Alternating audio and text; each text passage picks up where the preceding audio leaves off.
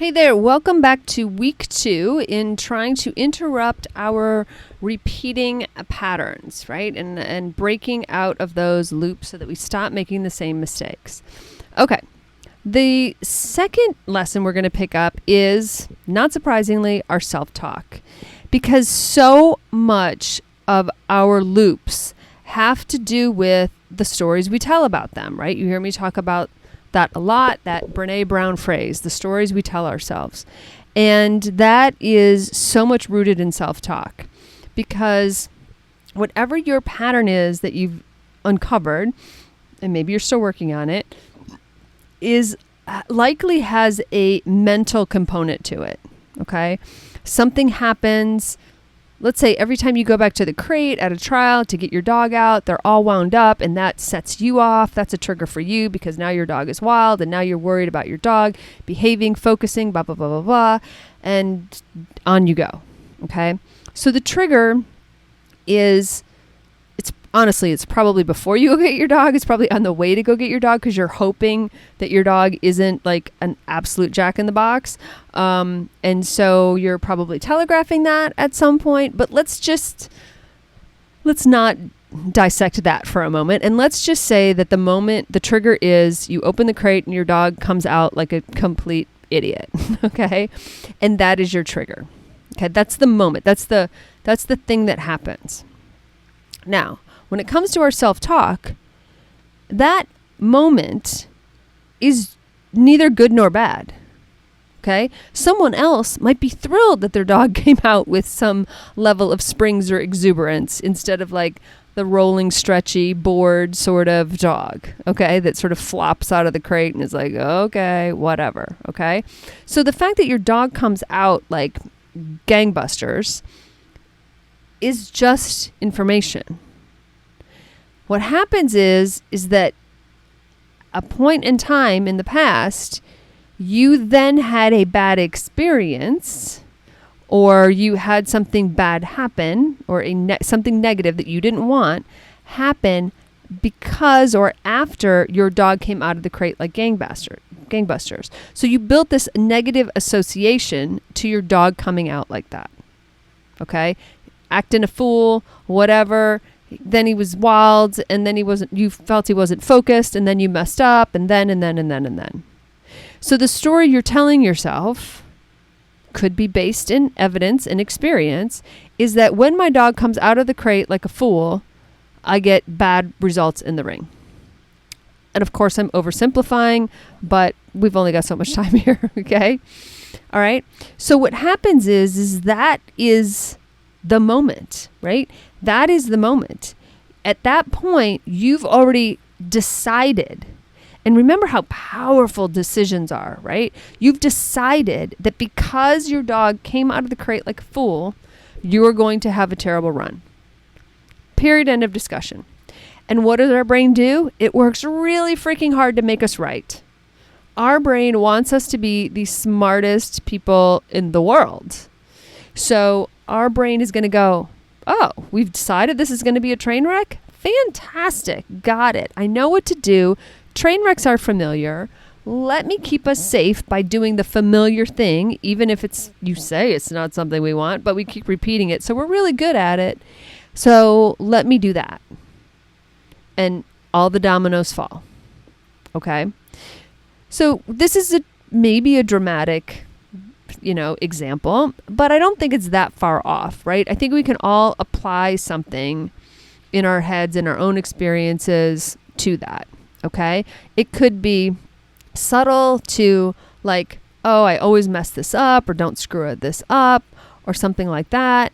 Or it could be like a very obvious trigger, like your dog coming out of the crate like a fool.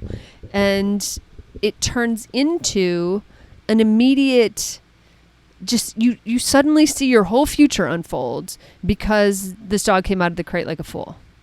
Does that make sense? So the one thought can turn into a reaction, not a response, but a reaction, which becomes a pattern, which becomes a loop, which becomes over and over and over again. And now what happens is on the way to go get your dog, you're already like telegraphing that energy. So because you're going, I hope he doesn't come out of it. Well, guess what happens, right? Now, he's got a behavior pattern. You've got a behavioral pattern, and off you go. Okay? So patterns get started sort of innocuously like that, right? We don't really mean to do it. But because our brain loves the familiar and it loves for us to be right, it's really easy to form these kind of dumb, negative, don't want them patterns. Okay. So obviously we want to take a look at, because we're talking about self-talk here. So we want to really listen to ourselves in the way we say. We listen for our always, right? Anytime my dog comes out of the crate like that, he always is an idiot in the ring. Or we never's another good word. We never do well when he's like that, right? Also, hint, putting all the blame on your dog instead of owning the energy, the collective energy that you both are bringing. Shoulds, I should be able to do this. This should be easy. We should be able to cue. We should be able to get this. Those are expectations, right? Shoulds are really good indicators that you have a hidden expectation under there. They can sound really logical, right? Because you probably do have all the skills and the preparation needed to walk into the ring and execute, but they're still loaded, right? They don't leave a lot of room for growth. They don't leave any room for mistakes or learning or growing or being human or being a dog or all of the normal stuff, okay? They think about it in that they almost like tighten on the leash instead of loosening it, right? The grip gets tighter on what it is that you want instead of allowing the flow to happen, okay? So once you hear these thoughts that really unchecked become limiting beliefs, right? Because it just becomes then what you believe. You need to ask yourself, you need to hear it, and you need to stop yourself. Is this helping me focus? Okay. Some beliefs do help you focus, but I'm going to guess it's no. Is this adding pressure or relieving pressure? Is this what I would say to a friend that I care about, a fellow handler that I care about? Is this what I would say, right? So let's reframe it, right? Because all of those answers, it's probably not helping you focus, it's probably not relieving pressure, and it's probably not what you would say to someone else, okay? So you want to try to reframe it. So if your default is, I should be able to do this, then your reframe is, we've been training, I'm here to learn, let's see what we've got today, okay? Now, you'll notice that the reframe, you don't go from, I should be able to do this to, I hope I can do this, or I might be able to do this, or maybe. It goes to this like sort of, instead, this sort of open, like being open to seeing what happens. And that doesn't mean that you're walking into the ring casual or like you don't care. I can't get behind that. Like if I try to tell myself that like, we don't care about this run, that never works for me because I always care about the run. Okay. However, I can get behind, hey, we're prepared. Let's see what the feedback is. Let's see what the feedback is from my dog in this environment on this day where the moon is in this point in the sky or whatever. Let's see what we got here. Okay. It's not toxic positivity, by the way. Toxic positivity would be more like, whatever happens is fine. I don't really care. Lies. Okay. All right. So we're not being like, that's toxic positivity. If you ever hear that phrase in the wild, that's what that looks like. It's like, it's okay. I love my dog anyway. It's all good. We're always learning. No. Instead, we're saying like, hey, I've been training hard. I've been working. I'm here to learn. I'm here to see like where we are. That's like deliberate, right? That's like deliberate leadership even, because you're still leading the dog. You are still deciding that this is how you're going to perform, but you're choosing a message that supports your performance and your ability to focus on process goals instead of sabotaging it, rushing through, just trying to get to the outcome. Does that make sense? Okay. So remember that podcast I did on the invisible index cards we carry into the ring, right? So this time we're going to write a new index card, okay?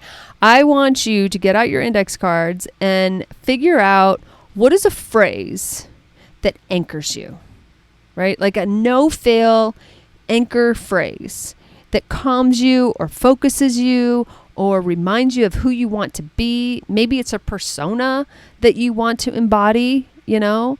I've shared for a long time, mine in indies was Sasha Fierce, right?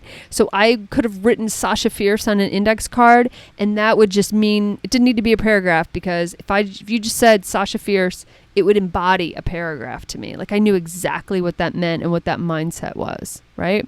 So it could just be, just trust the work, right? Trust our skills, trust my dog. You don't need 17, process goals to walk into the ring. So much of it is muscle memory and just trusting that you know what you're doing. So maybe it's just trust, right? Or maybe it's one section at a time, stay present. Stay in the ring.